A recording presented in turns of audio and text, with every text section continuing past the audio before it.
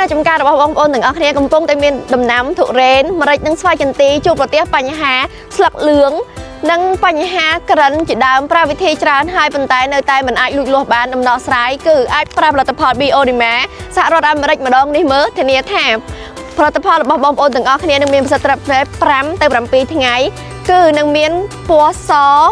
រឹសល្អ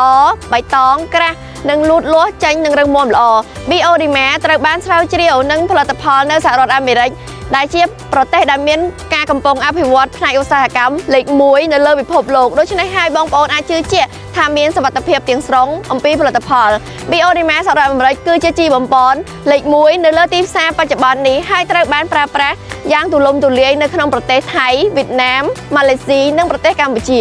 Bioderma USA គឺជាជីបំពន់លេខ1នៅលើទីផ្សារបច្ចុប្បន្ននេះហើយត្រូវបានគេប្រើប្រាស់យ៉ាងទូលំទូលាយនៅក្នុងប្រទេសថៃវៀតណាមម៉ាឡេស៊ីនិងប្រទេសកម្ពុជា Bioderma USA មានគ្រប់សារធាតុចិញ្ចឹមចាំបាច់នៅក្នុងប្រអប់តែមួយសម្រាប់ជួយដល់ផលិតផលដង្ឡាំលូតលាស់ជួយឲ្យរុក្ខជាតិលូតលាស់ល្អសុខភាពល្អមិនចាំបាច់ប្រើជីគីមីផ្សេងៗ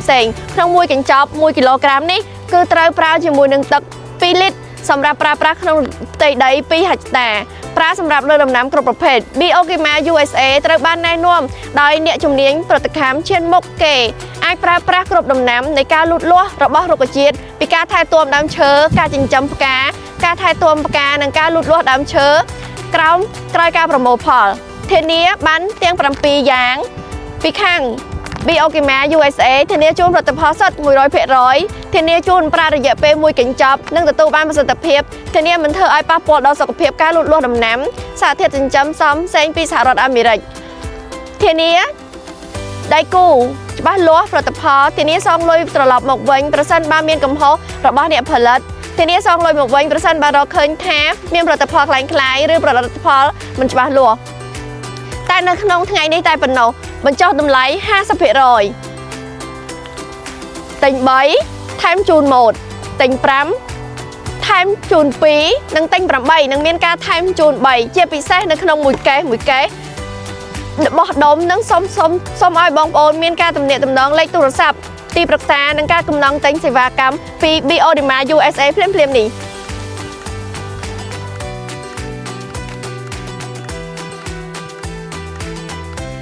Bioderma USA ត្រូវបានណែនាំអ្នកជំនាញកសិកម្មឈានមុខគេប្រើប្រាស់គ្រប់ដំណាំការលូតលាស់និងរុក្ខជាតិថែមទាំងដើមការចិញ្ចឹមផ្កាការថែទាំផ្កានិងការសាច់លើដើមផងដែរ Bioderma ត្រូវបានផលិតឡើង7យ៉ាងទី1ធានាជូនផលិតផលសុទ្ធ